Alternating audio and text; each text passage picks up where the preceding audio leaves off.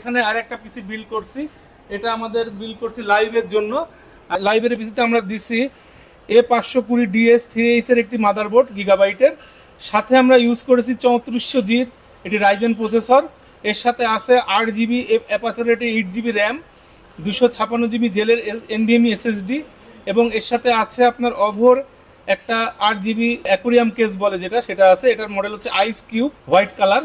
সাথে আমরা এখানে মনিটর হিসেবে ইউজ করছি ইসোনিকের 21.5 ইঞ্চি 3 ইয়ার্স ওয়ারেন্টির একটি বর্ডারলেস মনিটর 75 হার্জের, আর সাথে সে রাউটার এবং অনু নিয়ে নিয়েছে। আর কিবোর্ড মাউস আমরা ইউজ করছি আইমাইসের AK600 এবং পিসি পাওয়ারের PCM105। এখন আমরা লাইভের সাথে একটু কথা বলবো লাইভের অনুভূতি নিয়ে। লাইভ, তোমার এই পিসিটা চালায় বা ওভারঅল কনফিগারে তুমি সন্তুষ্ট? ভাই আপনাদের এখানে এসে আমি বহুত সন্তুষ্ট।